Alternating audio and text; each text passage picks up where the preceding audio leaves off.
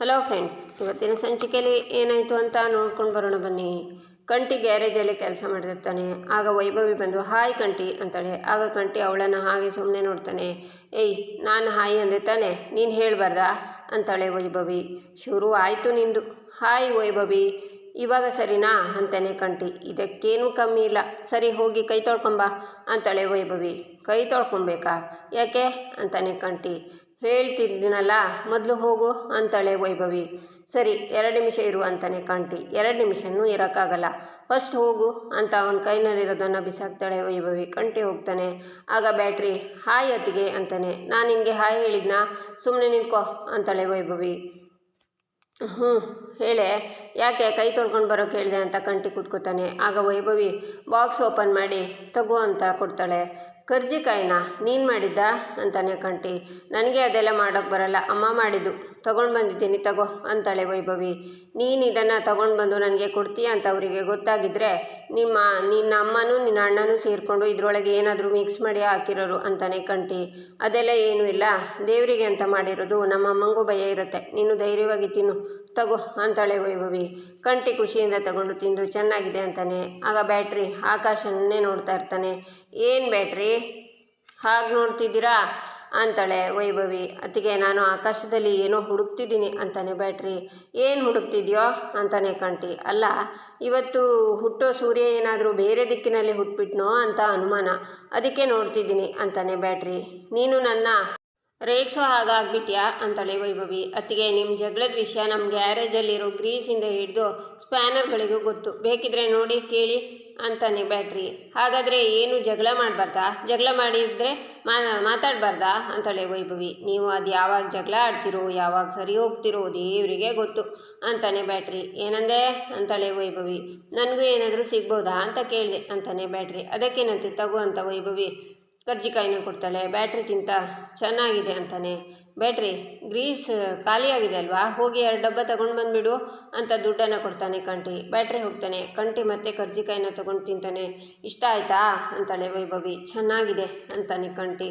ಕಂಟಿ, ನೀನು ಯಾವಾಗಲೂ ಹೀಗೆ ಇರಬೇಕು ಕಂಟಿ ಅಂತಾಳೆ ವೈಭವಿ. ಏನು, ಕರ್ಜಿಕಾಯಿ ತಿನ್ಕೊಂಡ ಅಂತಾನೆ ಕಂಟಿ. ಹಾಗಲ್ಲ, ಹೀಗೆ ಖುಷಿಯಾಗಿ ನಡ್ಕೊಂಡು ಹೀಗೆ ಇರಬೇಕು, ನೀನು ನೋಡಿದರೆ ಕೋಪ ಮಾಡ್ಕೊತೀಯ ಅಂತಾಳೆ ವೈಭವಿ. ಏಯ್, ನಾನೇವಾಗಲೇ ಕೋಪ ಮಾಡ್ಕೊಂಡೆ ಅಂತಾನೆ ಕಂಟಿ. ನೋಡು ಇವಾಗ ಕೋಪ ಮಾಡ್ಕೊತಿದ್ಯಾ, ಸರಿ ಬಿಡು, ನಾನು ನಿನ್ನ ಹತ್ರ ಒಂದು ಕೇಳಲಾ ಅಂತಾಳೆ ವೈಭವಿ. ಕೇಳು ಅಂತಾನೆ ಕಂಟಿ.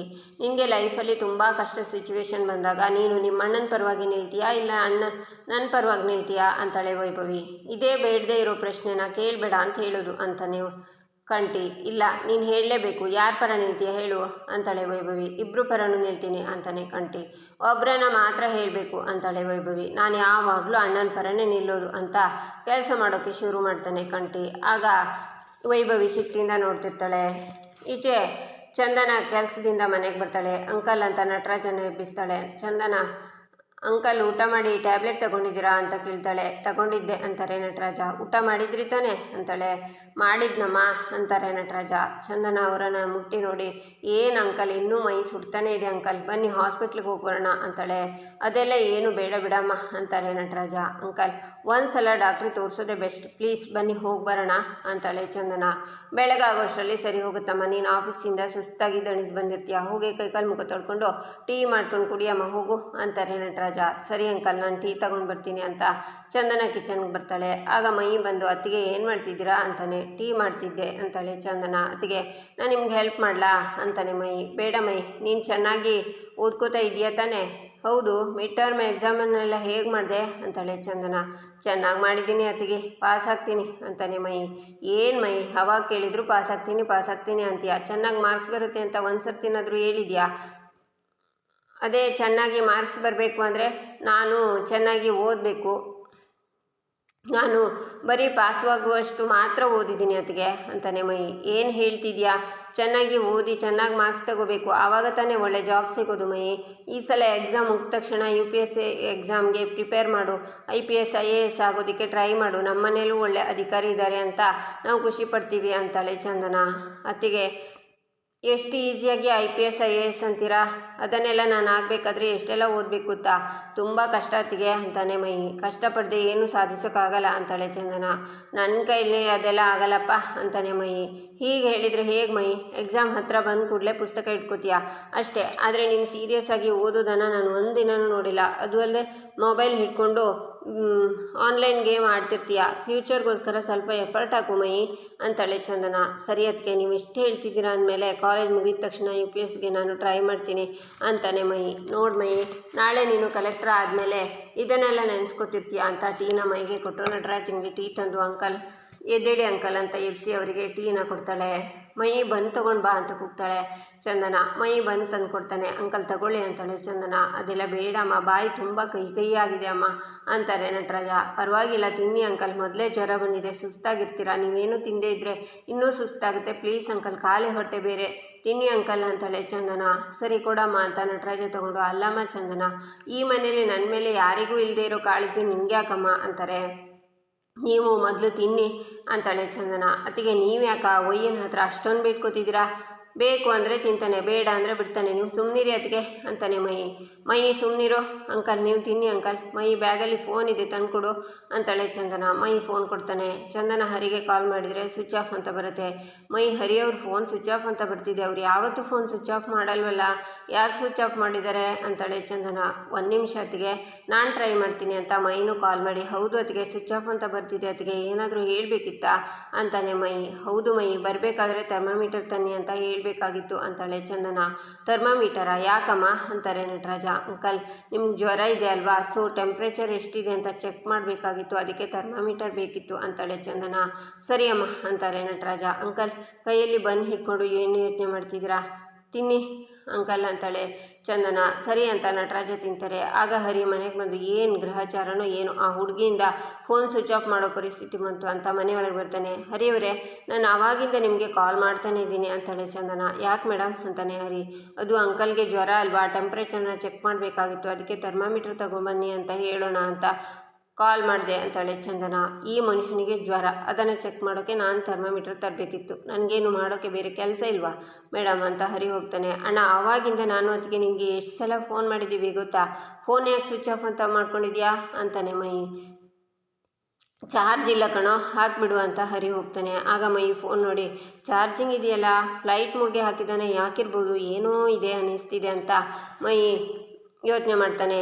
ಮಹಿ, ಅಂಕಲ್ ನೀವು ತಿಂತಾಯಿರಿ, ಇವರನ್ನು ನಂಬ್ಕೊಂಡ್ರೆ ಆಗಲ್ಲ, ನಾನೇ ಹೋಗಿ ತಗೊಂಡು ಬರ್ತೀನಿ ಅಂತ ಚಂದನ ಹೋಗುವಾಗ ಮಹಿ ಬಂದು, ಅತ್ತಿಗೆ ಎಲ್ಲಿ ಹೋಗ್ತಿದ್ದೀರಾ ಅಂತಾನೆ. ನಾನು ಸ್ವಲ್ಪ ಆಚೆ ಹೋಗಿ ಬರ್ತೀನಿ ಮಹಿ ಅಂತಾಳೆ ಚಂದನ. ಯಾಕೆ ಅಂತಾನೆ ಮಹಿ. ಥರ್ಮಾಮೀಟರ್ ತರಬೇಕಾಗಿತ್ತು ಅಂತಾಳೆ ಚಂದನ.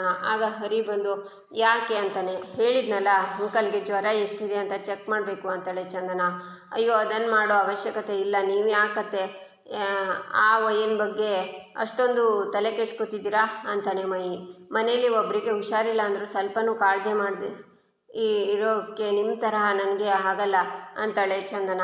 ಚಂದನ, ಈ ಜ್ವರಕ್ಕೆ ನಾನು ಈ ನಟರಾಜ ಸಾಯಲ್ಲ ಬಿಡಮ್ಮ, ಹಾಗೂ ಒಂದು ವೇಳೆ ಸತ್ತರೆ ಈ ಮಕ್ಕಳಿಗೆಲ್ಲ ಹಾಲು ಕುಡಿದಷ್ಟು ಸಂತೋಷ ಆಗುತ್ತೆ ಅಂತಾರೆ ನಟರಾಜ. ಅಂಕಲ್ ನೀವು ಮಲ್ಕೊಳ್ಳಿ, ನಾನು ಹೋಗಿ ಬರ್ತೀನಿ ಅಂತಾಳೆ ಚಂದನ. ನಾನೇ ಹೋಗ್ತೀನಿ ಇರಿ ಅಂತಾನೆ ಹರಿ. ಬೇಡಪ್ಪ ಬೇಡ, ನಿಮಗೆ ಮಾಡೋಕ್ಕೆ ತುಂಬ ಕೆಲಸ ಇರುತ್ತೆ, ಸುಮ್ಮನೆ ನಿಮಗೆ ಯಾಕೆ ತೊಂದರೆ, ನಾನು ಹೋಗ್ತೀನಿ ಅಂತಾಳೆ ಚಂದನ.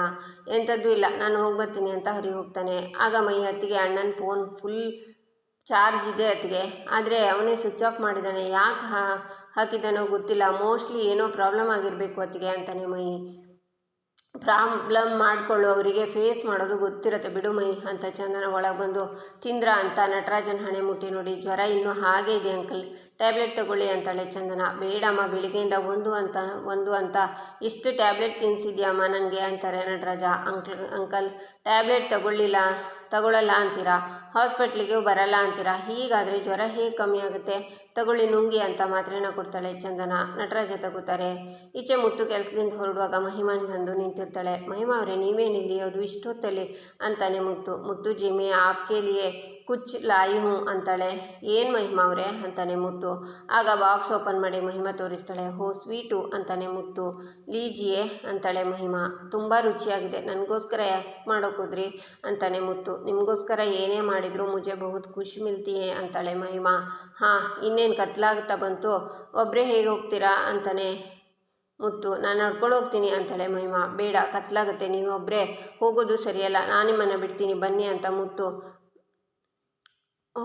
ಅವಳ ಜೊತೆ ಬರುವಾಗ ಮಹಿಮಾ ಬೇಕು ಅಂತಾನೆ ಕಲ್ ಮೇಲೆ ಕಾಲಿಟ್ಟು ನೋವಾದ ಹಾಗೆ ಕೂಗ್ತಾಳೆ.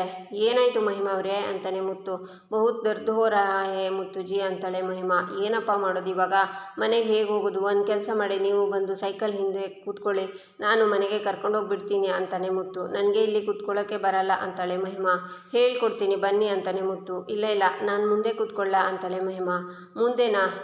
ಹಾಂ ಸರಿ ಆಯಿತು ಬನ್ನಿ ಅಂತ ಮುತ್ತು ಮಹಿಮನ ಮುಂದೆ ಕೂರಿಸ್ಕೊತಾನೆ. ಇಲ್ಲಿ ಹಿಡ್ಕೊಳ್ಳಿ ಅಂತಾನೆ. ನಂತರ ಸೈಕಲನ್ನು ಮಹಿಮನ ಕರ್ಕೊಂಡು ಹೋಗ್ತಾನೆ. ಮುತ್ತು ಈಚೆ ಕಾತ್ಯಾಯನಿ ಭಾರತಿ ರೋಡಲ್ಲಿ ನಡ್ಕೊಂಡು ಬರ್ತಿರ್ತಾರೆ. ಭಾರತಿ, ನಿನ್ನ ಗಂಡನ ಮನೇಲಿ ನಿನಗೆ ಏನು ಸಮಸ್ಯೆ? ಚಿನ್ನದಂಥ ಗಂಡ, ಅವನಿಗೆ ಕೆಟ್ಟ ಚಟಗಳಿಲ್ಲ, ನಿನ್ನನ್ನು ಹೊರಗಡೆ ಕೆಲಸ ಕಳಿಸಲ್ಲ, ಅವನ ಜೊತೆ ಸಂತೋಷವಾಗಿ ಸಂಸಾರ ಮಾಡ್ಕೊಂಡಿರೋದು ಬಿಟ್ಟು 3 ಹೊತ್ತು ಇಲ್ಲಿಗೆ ಓಡ್ ಬರ್ತೀಯಲ್ಲ, ಎಲ್ಲಿ ಏನಿದೆ ಅಂಥದ್ದು? ನೀನು ಹುಟ್ಟಿ ಬೆಳೆದಿದ್ದೂರು, ನೀನು ನೋಡಿರುವಂಥ ಏನಾದರೂ ಇದೆಯಾ ಇಲ್ಲಿ? ಪಾಪ ದೇವರು ಅಂತ ಹುಡುಗ ಅವನ ಜೊತೆ ಸಂಸಾರ ಮಾಡೋದು ಬಿಟ್ಟು ಮುಖ ಅಂತ ಇಟ್ಕೊಂಡು ಓಡ್ ಬಂದುಬಿಡ್ತೀಯ ಅಂತಾರೆ ಕಾತ್ಯಾಯನಿ. ಅಮ್ಮ ಎಷ್ಟು ಸಲ ಹೇಳಿದ್ದಾನೆ ಹೇಳ್ತೀಯ ಬಿಡು ಅಂತಾಳೆ ಭಾರತಿ.